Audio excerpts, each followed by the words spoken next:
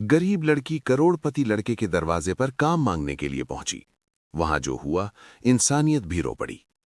दोस्तों, ये सच्ची कहानी है उत्तर प्रदेश के गोरखपुर की, जहां एक लड़की जिसका नाम था नेहा, जिसके कपड़े भले ही साधारण थे, लेकिन उसके अंदर एक अजीब सी मजबूती और जिम्मेदारी थी, क्योंकि जिंदगी ने उसे बहुत जल्दी सिखा दिया था। उसके पिता एक मजदूर थे जो दिन रात मेहनत करके घर चलाते थे, लेकिन एक दिन अचानक हुए हादसे ने सब कुछ बदल दिया। उसके पिता अब इस दुनिया में नहीं रहे। उस दिन के बाद घर की जिम्मेदारी नेहा के कंधों पर आ गई। माँ धीरे धीरे बीमार रहने लगी और छोटा भाई अभी बहुत छोटा था। नेहा ने पढ़ाई छोड़ दी और काम करने लगी, लेकिन गांव में जितना भी काम करती, उससे घर ठीक से नहीं चल पाता था। आखिरकार उसने शहर जाने का फैसला किया। शहर में शुरुआत बहुत मुश्किल थी। हर दरवाजे पर मना, हर जगह संघर्ष। लेकिन इसी दौरान उसकी मुलाकात शांति से हुई, जिसने उसे एक बड़े घर में काम दिलाया। उस घर के मालिक थे आर्यन। बड़ा सा घर, हर सुविधा, लेकिन अंदर से एकदम खाली, क्योंकि उस घर में रहने वाला इंसान भी अंदर से अकेला था। नेहा पहली बार जब उस घर के दरवाजे पर पहुंची तो उसके दिल में डर भी था और उम्मीद भी। दरवाजा खुला, सामने आर्यन खड़े थे। दोनों ने एक दूसरे को देखा और जैसे कुछ पल के लिए समय रुक गया। नेहा ने काम शुरू किया। धीरे धीरे उसने उस घर को सिर्फ साफ नहीं किया, बल्कि उसमें एक जिंदगी भर दी। रसोई में उसकी खुशबू आने लगी, कमरों में सुकून महसूस होने लगा। आर्यन ये सब महसूस कर रहे थे। उन्हें समझ नहीं आ रहा था कि ये सिर्फ काम है या कुछ और। नेहा भी अपने दिल के अंदर कुछ बदलता हुआ महसूस कर रही थी, लेकिन वो खुद को रोक लेती थी, क्योंकि वो जानती थीं कि उनके बीच बहुत बड़ा फर्क है। एक दिन उसे पता चला कि जिस घर में वो काम कर रही हैं, वहां उसकी बचपन की दोस्त पूजा की शादी हुई थी, और अब वो इस दुनिया में नहीं है। ये जानकर उसका दिल टूट गया। उसने ये सच आर्यन से छुपा लिया, लेकिन धीरे धीरे दोनों के बीच एक अपनापन बनने लगा।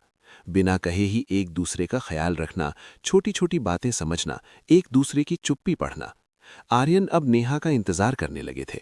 अगर वो थोड़ी देर भी लेट हो जाती तो उन्हें बेचैनी होने लगती।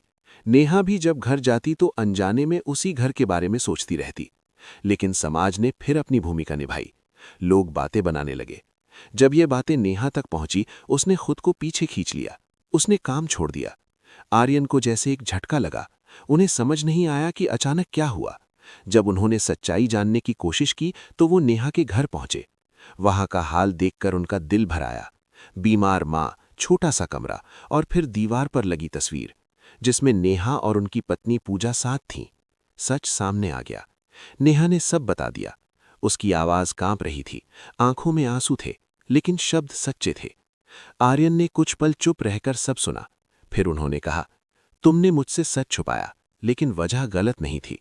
उस दिन के बाद सब कुछ बदल गया। आर्यन ने नेहा और उसकी मां को अपने घर ले आया। इलाज शुरू हुआ, जिंदगी संभलने लगी। अब नेहा सिर्फ काम करने वाली नहीं रही थी, वो उस घर का हिस्सा बन चुकी थी। धीरे धीरे दोनों के बीच का रिश्ता और गहरा होने लगा। अब वो सिर्फ जिम्मेदारी नहीं थी, उसमें भावनाएं जुड़ने लगी थीं। एक दिन शाम का समय था। घर में हल्की रोशनी थी। नेहा रसोई में काम कर रही थी। आर्यन चुपचाप उसे देख रहे थे। आज उनके चेहरे पर एक अलग ही गंभीरता थी। आर्यन ने कहा, तुम मेरे जीवन का हिस्सा बन चुकी हो और मैं तुम्हें खोना नहीं चाहता। कुछ पल की खामोशी के बाद उन्होंने कहा, क्या तुम मुझसे शादी करोगी? ये सुनकर नेहा जैसे जम गई। उसने कभी सोचा भी नहीं था कि बात यहां तक पहुंचेगी। उसके मन में डर था, समाज का, अपने अतीत का।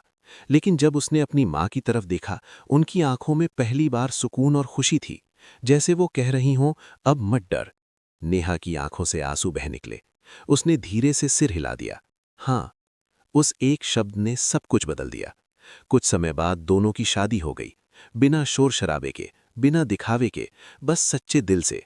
नेहा, जो कभी उसी घर के दरवाजे पर काम मांगने आई थी, आज उसी घर की मालकिन बन गई। लेकिन सबसे बड़ी बात, नेहा ने सिर्फ अपना जीवन नहीं बदला, बल्कि किसी और की जिंदगी में भी रोशनी भर दी।